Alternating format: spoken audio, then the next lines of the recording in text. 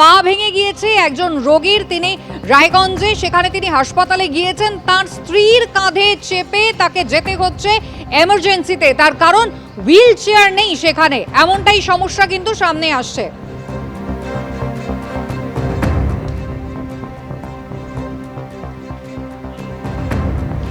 Raiganj medical কলেজের ছবি আপনারা দেখতে পাচ্ছেন, একেবারে স্ত্রীর কাঁধে চেপে পা ভেঙে যাওয়ার রোগী স্বামী, তাকে যেতে হচ্ছে এমার্জেন্সিতে, তার কারণ একেবারে হুইল চেয়ারের অপ্রতুলতা। মেডিকেল কলেজ, সেখানে একটা হুইল চেয়ার নেই, যে কারণে রোগীর পরিবারকেই রোগীকে কাঁধে বহন করে নিয়ে যেতে হচ্ছে চিকিৎসার জন্য। সিটি স্ক্যান করাতে যাচ্ছিলেন তিনি, 4-5 দিন আগে কাজ করতে গিয়ে তার পা ভেঙে গিয়েছে। সুদীপ চক্রবর্তী আমাদের প্রতিনিধি রয়েছেন আমাদের সঙ্গে এই মুহূর্তে টেলিফোন লাইনে। সুদীপ, হাসপাতাল সূত্রে কি জানানো হচ্ছে? একটা সরকারি হাসপাতাল, সেখানে হুইল চেয়ারের ব্যবস্থা নেই। দেখো কুসুমিতা, তোমাকে বলি, তুমি আগে জানো যে বেশ কয়েক মাস আগে উত্তর দিনাজপুর জেলার কালিয়াগঞ্জের এক বাসিন্দা তার সন্তানকে হারিয়েছিলেন শিলিগুড়িতে। সেখানে কিন্তু তাকে সবাই জান পাননি, ফলে সে একটা ব্যাগে করে তার সন্তানকে কালিয়াগঞ্জের তার বাড়িতে নিয়ে আসেন।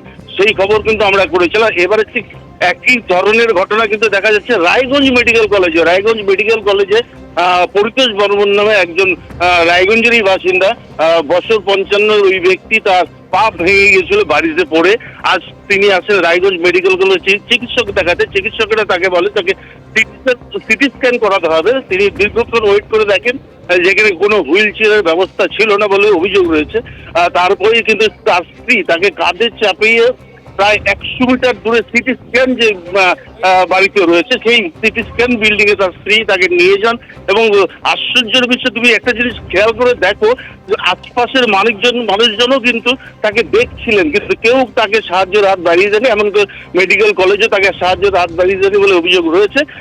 যদিও হাসপাতাল কর্তৃপক্ষ আমাদের জানিয়েছেন, প্রিয়ঙ্কা রায়, যে এমএসবিবি যিনি রয়েছেন রায়গঞ্জ মেডিকেল কলেজের, তিনি কিন্তু জানিয়েছেন যে হুইল চেয়ার এবং কোনো অপ্রতুলতা নেই।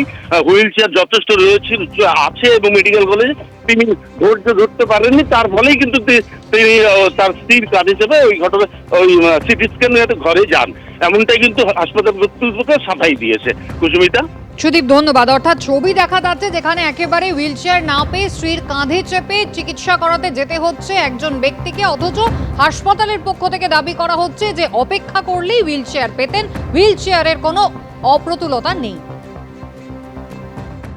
কয়েকদিন আগে চাল থেকে পড়ে গেছি, তো আজকে হসপিটালে আনলো, এটার কোনো ব্যবস্থায় দেখি না। পরে পিঠে করে আমার স্ত্রী পরে পিঠে করে আনলো আর কি। এত বড় হসপিটাল, একটা হুইল চেয়ার নাই। হুইল চেয়ারের ব্যবস্থা বলে কি করি, আপনি ওখানে থাকেন, আমি ব্যবস্থা করছি। পরে দেখছি নাই, কোনো ব্যবস্থা নাই। যে টোটোটা থাকতে দিবে না, বলছে দূরে রাখেন দূরে রাখেন। টুপিটা নামাবো, তারপর তো টোটোটা যাবে, কোনো কথাই শুনে না। ওখানে আমি তো পড়াশোনা জানি না, কাউকে কি বলবো। তারপরে আমি বললাম ব্যবস্থা হচ্ছে না, তাহলে লোক কি করে নিয়ে যেতে হবে। পরে আমি গেটে টোটোতে উঠে টোটোটাকে ছাড়ে দিচ্ছি, ওকে রাখলে তো আমি পয়সা দিতে হবে।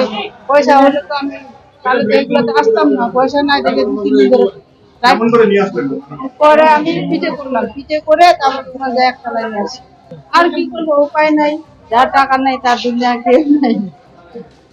হুইল চেয়ার সাফিসিয়েন্ট আছে, একটু ধৈর্য ধরে ওয়েট করলেই নিশ্চয়ই পাওয়া যাবে।